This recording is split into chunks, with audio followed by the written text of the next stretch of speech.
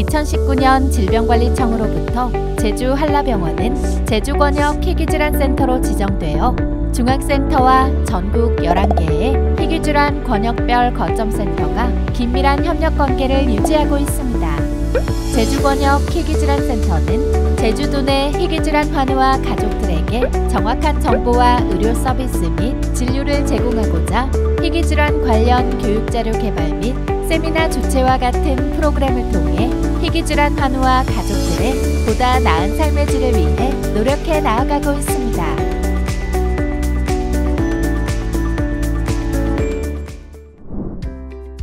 안녕하십니까. 제주권역 희귀질환센터를 맡고 있는 김우진입니다. 부천 순천향병원의 류마티스 내과 과장을 하고 있는 정성수입니다. 오늘은 루푸스에 관해서 교수님을 모시고 진행하도록 하겠습니다. 루푸스에 관해서 좀 말씀을 해주시겠어요? 환자들이 보통 어떤 증상으로 이제 병원을 찾고 또 어떤 치료를 받고 그러는 건지. 증상은 사람마다 각각 다르게 나타납니다. 대표적인 데는 피부 증상, 피부에 점막에 빨갛게 달아오른다든지 관절에 이상이 생긴다든지 또는 머리가 빠진다든지 폐나 또 이럴 때 심장에 물이 찬다든지 그다음에 신장에 또 염증이 생겨가지고 단백뇨가 있어서 몸이 붓는다든지 다 합쳐서 루푸스라 그래요. 어떤 질환이라는 거는 이제 원인이 있을 텐데 루푸스 같은 경우는 어떤 원인이 질환 발병에 기여를 하는 건가요? 아마 류마티스 병들 중에서 좀 유전적인 소인이 그나마 좀 높은 병이에요. 그렇다고 직접 이렇게 어떤 규칙을 갖고 유전되는 병은 아니고 어떤 환경에 여건이 딱 맞았을 때 이 병이 발병하는데 주로 젊은 나이, 10대에 이른 아이들이 생긴 거는 유전적인 소양이 좀 높고 그 다음에 20대 이후 30대 넘어서 생기는 경우는 환경적인 요인, 특히 이제 식생활하고 관련이 많고 또 굉장히 많은 스트레스 이런 거와 관련이 있어요.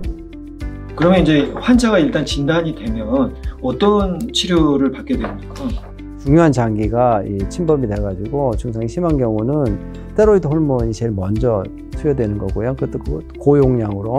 그리고 일반적으로는 이제 항말라리아제가 이제 같이 동반 투여되고요. 증상에 따라서 또 심하면 더 면역 억제제라든지 이런 것들도 쓸 수 있습니다.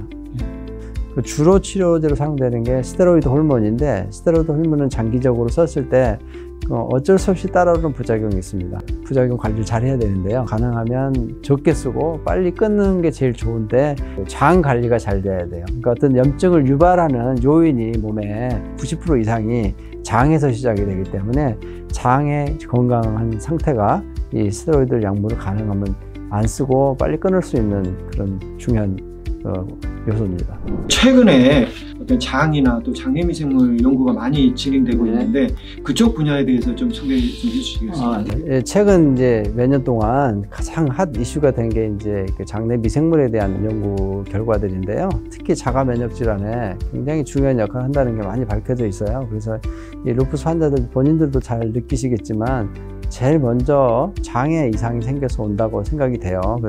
장이라는 거는 우리 몸의 면역 기능에서 굉장히 중요한 역할을 하기 때문에 장 관리가 중요해요.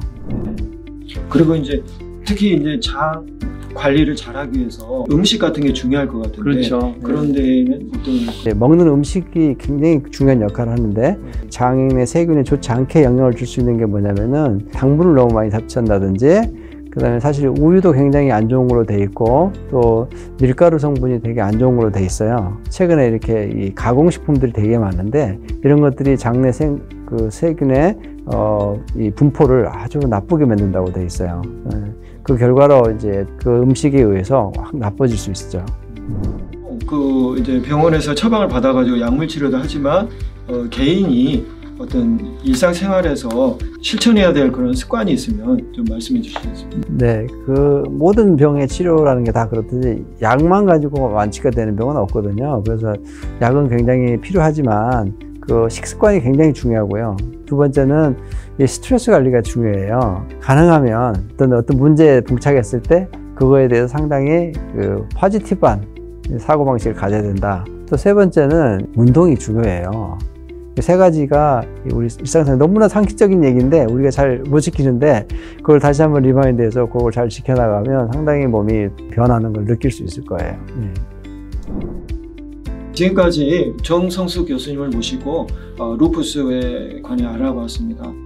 루푸스라는 거는 자가면역 질환 중에서 제일 까다로운 질환이긴 하지만 의료기관에서 적절한 관리와 이 장 건강에 관련된 생활 습관을 실천하신다면 보다 건강한 일상생활을 유지할 수 있을 거라고 생각합니다.